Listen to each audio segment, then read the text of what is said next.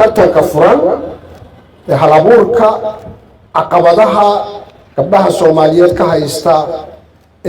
suuqgeynta ama value chain-ka markay beerta wax ka soo guraan ilaa intay suuqa geynayaan caqabadaha ka haysta aad iyo aad baan idin soo dhaweynaynaa ugu faraxsanahay waxaan u hambalyeeyaa tiimkii iga horreeyay ee dadka technical-ka ahaa سعودي ugu horeysay maxamed muxiidiin mustafa axmed oo mashruuca RRB taageeray mashruucan dadkii technical-ka ahaa si fiican idinku faahfaahiyay ujeedada laga leeyahay kulankan maanta wasaaraddu markii aanu nimid waxaanu aragnay in dhalinyaro badan oo Soomaaliyeed oo wax baratay isku dayayso inay beelihii ka shaqeeyaan runtii anigu ma dhihi karo weli halabuur weyn oo Soomaaliyeed baa jira Soomaalidu waxay isleedahay dadka kaliya ee sidii hooyadood u dhashay ilaa maalintii la yiri waa Soomaali aan wax soo kordhin ka xasuusta waxay sameeyeen ilaa maalinteenu dhalanay qof Soomaaliyeed oo yiri waxaan cusub baan keenay anigu ma maqan waxa aynu ku soconaa adduunka ku fadhino kamarado arday jaamacada ka soo baxday iyo dad baa keenay marka horta halka weyn wax iska bedelnaa wadanyada jaamacadaha ku jirta ay maskaxdooda aad u tuujiyaan iyo dadka aqoon-yahaniinta oo wax cusub keena yani soo mucjiso maaha ummadan oo nolosheeda jiritaankeeda aan dhihi karin waxaan soo kordhin soo wax mucjiso ah maybe dawladdu inaanay qarash ku meel u dhiginin oo ku maalgelinin hadda waa arkay dhalinyaro diyaarad inkastoo diyaarad leeno ka horreeyo diyaarad waraan loo sameeyey laakiin at least samaynaya oo wax isku xidhxidhaya waa arkay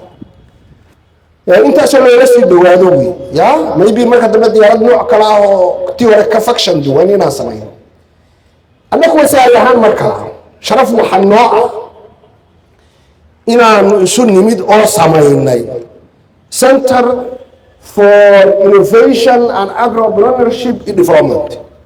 haddaan taa samaynay mashruucan ma yimaadeen totally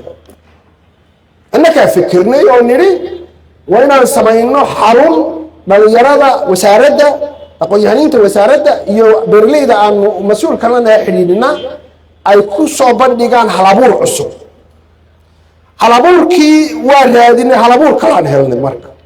dad kale oo halabuur wadaan soo helnay ilaa haddaan halabuur lahayn ma baan soo helneenba marka labadii halabuur baa iskaashaday oo hay'adda la dhaho IFAD ayaa iyaduna mashruuc waday halabuur labadii halabuur baa is helay marka halkaanu aqoontii gaarsiinay sidaanu u samaynay sidaanu halabuurka ujeedkaanu ugu talagalnay ujeedkoodii baa iswaafaqay iskaashanaa marka hadda waa iskaashanayna marka halabuurkan waxaa ka horreeyay annaku halabuur keennay waxaa ka horreeyay haddana halabuurkaa keenin dee mamaanu helneenba hay-adda kale maanu helneenba ismaanu helneenba waxaan ugu talagalay dhalinyarada Soomaaliyeed gaar ahaan kuwa jaamacadaha beeraha ka baxaya inay halabuurkooda aan ku dhisno halkan weli ma qalabaysna laakiin waa la qalabayn doonaa qofku uu imaanayaa dad kale halabuur abaa fadhiya wuxuu dhahayaa waxaan rabaa inaan sameeyo ya maybe wuxuu dhihi karaa waxaan isku daray kalluunka maragtay wixii ka soo haray iyo waxaan isku daray maybe saalada xoolaha fertilizer bank ayuu dhihi karaa hadduu fikirkii keeno halkan dad khuburaada joogo oo la wadaya way la korinayaan inta uu meel ka gaadhayo way ka taageerayaan qofka waxa uu ku fikiray wax ma ka soo bixi karaya ay caawinayaan wasaaraddu saas u dhisan tahay wax kasta aad ku fikirto istiraado waxaasi ma ka dhalayaan dadaa kuu jooga waa lagu taageeri markaa waa lagu gardaadi waa lagu wadi ilaa wixii meel ay gaaraan marka hay'addaasaan leenahay CIAD